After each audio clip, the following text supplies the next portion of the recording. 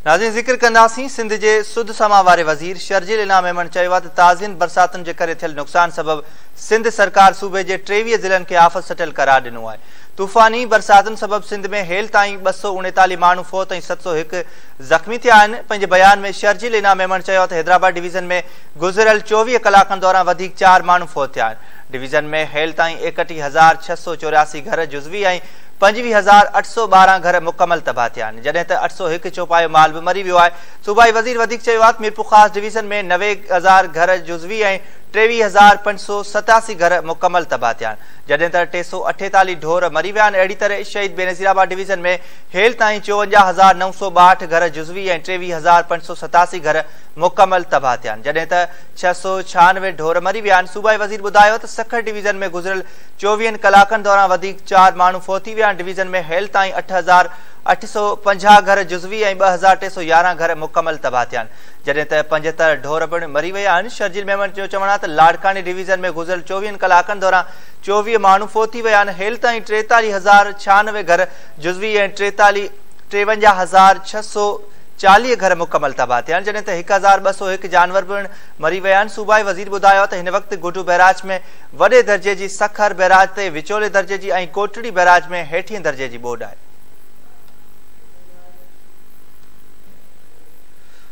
ख़बर शामिल कंदासीं। रोहड़ी में बरसात सबबि बेकरी जी छित किरण सबबि 1 ॼणो फ़ौत ऐं 3 ॼणा ज़ख़्मी थी पिया आहिनि। न्यूयॉर्क कॉलोनी में तेज़ बरसात सबबि नवाज़ बेकरी जी छित धमाके सां किरी पई आहे, जंहिंजे नतीजे में अली मंगरियो थॾे ते फ़ौत थी वियो ऐं 3 ॼणा ज़ख़्मी थी पिया आहिनि। इतला मिलण ते पुलिस ईदी एम्बुलेंस ज़रिए फ़ौती जो लाश ऐं ज़ख़्मियुनि खे तालके अस्पताल रोहड़ी पहुचाए, जितां ज़ख़्मियुनि खे तुर्त इलाज खां पोइ गणती जोगी हालत में सिविल अस्पताल सखर रेफर कयो वियो आहे। फ़ौती नौजवान जो मढ़ अस्पताल मां ज़रूरी कार्रवाई खां पोइ वारसनि हवाले कयो वियो आहे। नौजवान जो लाश घर पहुचाइण ते घर भातियुनि में रोजराड़ो पइजी वियो।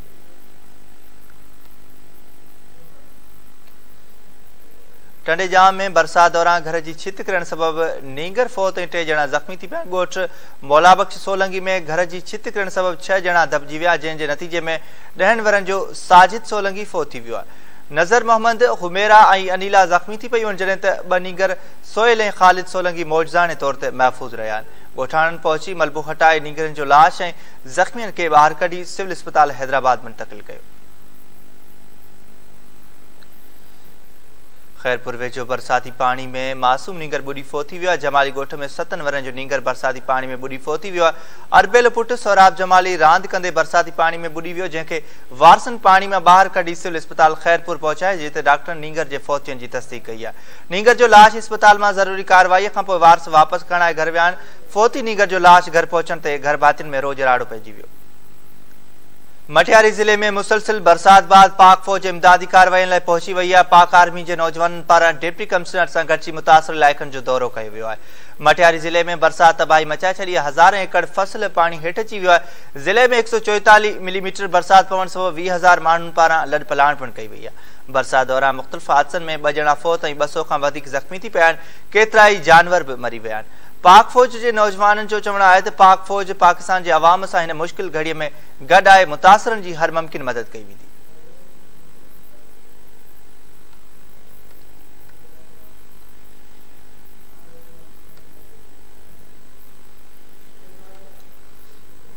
ज़िक्र कंदासीं। मटियारी में छंडण मोरी वाह खे इम्कानी घारे पवण ख़िलाफ़ रहवासियुनि रस्तनि ते निकिरी आया। धरणू हणी बंधन खे मज़बूत करण जो मुतालबो करे छॾियो आहे।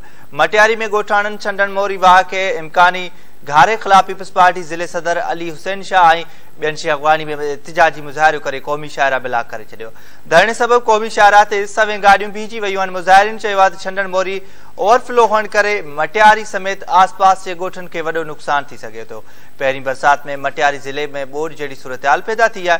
उन्हनि चयो त छंडण मोरी में पाणी जो ज़ोर वधी वियो। आपाशी खाते पारां ॾिनल बंद टोड़ियो वञियो ऐं जॾहिं त छंडण में ज़मींदारी पाणी नेकाल करण जो पिणु बंदि कयो वियो आहे।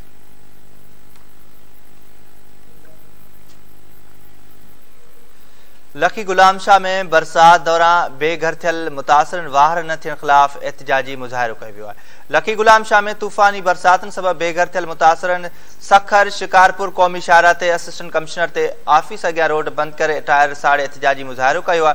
उन्हनि चयो आहे त बरसात दौरान अजा ढही पटती विया आहिनि ऐं घरेलू सामान खत्म थी चुको है, पर इंतजामिया हिन महल ताईं न टेंट न नई खाद खुराक जो बंदोबस्त कयो आहे।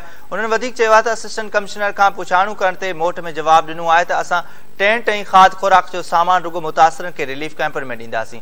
एहतजाज कंदड़नि आला अख़्तियारियुनि खां घुर कई आहे त संदन वाहर कई वञे। ज़िक्र कंदासीं सांगड़ में इंतजामिया जी नाहेली सबब शहर में बरसाती पानी निकाल न थी सघियो आहे, जंहिं करे रहवासी रस्ता न हुअण करे घरनि ताईं महदूद थी विया। सांगड़ ऐं भरपासे वारनि इलाइक़नि में बरसाती पानी तलाइण जी सूरत में बीठल आहे। गुलशन कमाल कॉलोनी में रोडनि ते पानी हुजण करे रहवासी बीमार औरत खे इलाज लाइ खट ते खणी पानी झागे अस्पताल मुंतकिल कयो आहे।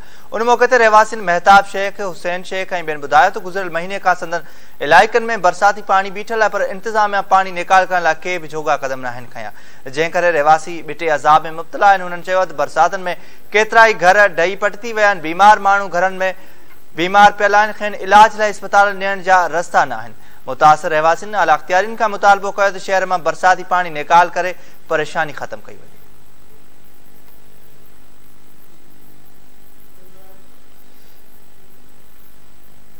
मीरपुर माथेलो वेझो ॻोठ साजन अबासी में बरसाती पानी निकालन थियण सबब केतिरा ई घर ढही पट पइजी विया आहिनि। उन सिलसिले में ॻोठाणनि जावेद लाशारी, नादिर लाशारी, अदनान अली दायो ऐं ॿियनि चयो आहे त लाॻीतियुनि बरसातनि सबब ॻोठ में गोॾे जहिड़ो पानी जमे थी वियो आहे, जंहिं सबब केतिरा ई कचा घर ढही पट थी विया आहिनि।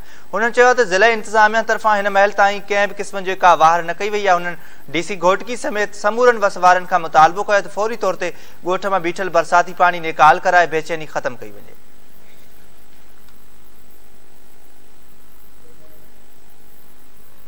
जिक्र कंदासीं कमिश्नर हैदराबाद मटियारी ज़िले अंदर फसलनि में बीठल पानी ॻोठनि ॾांहुं निकाल करण ते कलम 144 लागू करण जो हुकुम ॾिनो आहे।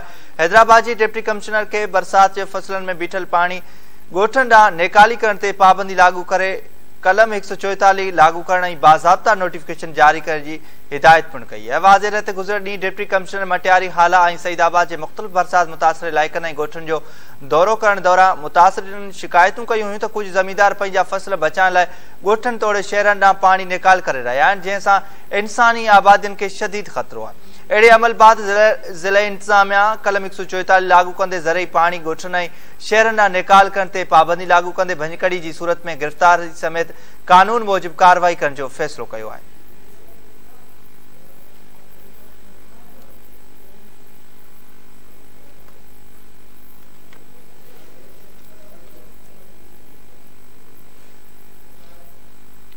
जिक्र कंदासीं वक्ती गवर्नर सिंध आगा सराज दुरानी बरसात सबब 5 ॼणनि जे फौत थियण जे बाद पोयरनि सां ताज़ियत कई आहे। संदसि चवण आहे त हू हर ॾुखे वक़्त में पंहिंजे तक जे माण्हुनि सां गॾु हूंदो आहे। गवर्नर सिंध आगा सराज दुरानी ॻोठ जान मोहन बिरोही पहुची बरसात दौरान घर किरण सबब हिक ई कुटुंब जे 5 ॼणनि जे फौत थियण ते वारसनि सां ताज़ियत कई आहे। उन मौके ते आगा सराज दुरानी चयो आहे त बरसात सबब घर किरण सबब 5 जानियूं ज़ाया थियूं आहिनि, खेसि तमामु घणो ॾुख पहुतो आहे। संदसि कोशिशि आहे त फौतियुनि जे वारसनि जी मदद कराए। संदसि चवण आहे त फौतियुनि जे वारसनि जे हर मुमकिन मदद कई वेंदी। वॾे वज़ीर खां ज़ाती तौर ते बि फौतियुनि जे वारसनि लाइ मदद वरिती वेंदी।